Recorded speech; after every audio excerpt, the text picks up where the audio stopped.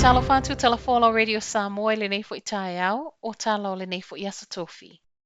Wa ave sea mai tūlanga tofi mai le whaipule o le National, Simon Bridges, mā fua i tu o inga wa mi o le pūlea. O le awhai ungana whailoa mai le taitai o le National, Judith Collins, ma e whaapea o lo iai uma le lango ale laulau a whono le pāti. O tu o inga whaasanga ia Simon Bridges o le sui whaipule mō tauranga, na mafua lea ni ana whaamtalanga na whai se tasi o tamaitai o le pāti a o iai se whaatasinga i tausanga walu. O se whaitionga o Saunoai Collins, o na o le onga o le neimata upu, e le ai lava se si whaai unga ai demote. O le tau nei o lo tālia whawhongalo ia mai ai le taitai a Collins I lumo tu si tala lana whaai unga, ai mai se le tūlanga wo o iai Bridges. E ui te te ai tuangai, o lea wapasi le whaitaunga muli o le tūla whono e sui ai vaenga o lapata inga o iai nei a nga I le traffic light system. O le pili wata ua COVID-19 Response Vaccinations Legislation Bill, na whaanatinati o na au mai te tono le mauta, o le a whaatanga I ngā luenga e tūli le tangata ngā lue e le whaia le tui. O tangata whai ngā luenga fo I o lo la vea I lalo le mai vaccine pass mandate, po au nanga nei e whaamalo sia le tatau na whaailoa o whaamaoningo tui. E tatau na umane le asa whareile le vai asa fō, wa umatui mua. Ai aso se fulu fitu ane o Januari lua afe luas fululua, wa umatui e lua.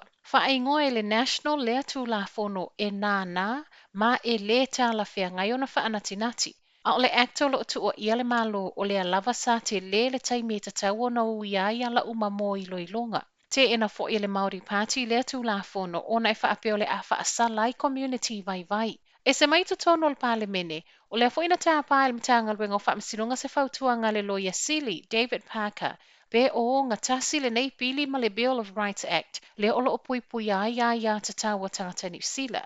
Pe tai reporti le staff, fōlinga mai e le o iei sei tū e sala e se ai. O lo o whaate ia nisi o e kāle si e le polo a inga lea alo ia I le asfareida le vai asa fō, ai o lo la vea tu ai mtata whai ngā luenga o lo ngā lulue mō lotu. O le polo inga alo ia le asa tolu o te sema, wha amalo si ai le tatawa na mai a whaia tui mua tata whai ngā luenga le hospitality sector, bisi nisi e vāvala lata wheso o ta inga matangata. O whale ta alo po o gym, o no fuanga I whaiei whaatasinga, le e au whiei mapotopotonga mō sauni ngā lotu. O bisi nisi fo I e leu si ta ia le whaamalo si o vaccine certificates, le e tatawa na whaailoa, o le asala tupe e o atu le se fulu lima afe tā la. Reporti le leitio a New Zealand le Auckland Church Leaders Group o lo iai le fast fuluma le limo e ka le sia au kilani.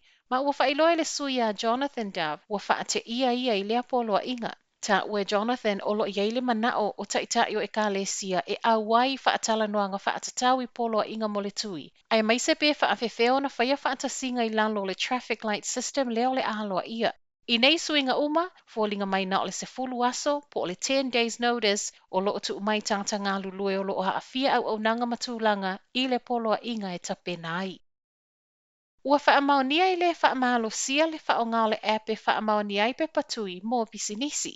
O le whaamaoninga lea mai le whaatona silo le soifua malo loina, Dr. Ashley Bloomfield, e whaamala mala mai le nefu na ese I saunoanga le tamaitai pālemia Jacinda Ardern, matala le soifua malo loina. I lunga le upenga tawhai ilangi le soifua malo loina na nafio lo tā uai e whaamalo sia, ai sau Jacinda, e le ai. E o mai le whiawhia nafio mau e telefo o lewa tu e suia whaamtalanga I lunga le upenga tawhai ilangi al matanga luenga, ma o lewa tu sai ma le saunoanga le taitai o le tunu. O le Verifier app o lo whaongaina le pisini se Verify pe whaamaoni ai le vaccine certificate o lo alu atu ma le tangata, ma o le sawai o tala I le whaamalo sia o lo na winga e mawhai lava ona na ona siaki I le vaai, certificates o le a whaailoa.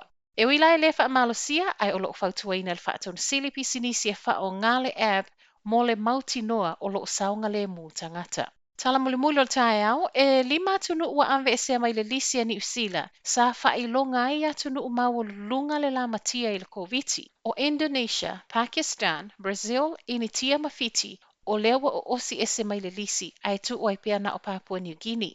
O lona winga, o le a amata whaatanga mai le masina fōna mawhaiona whai malanga mai I New Zealand, ma o le a tutusa lava, maisi pāsese maisi atunu.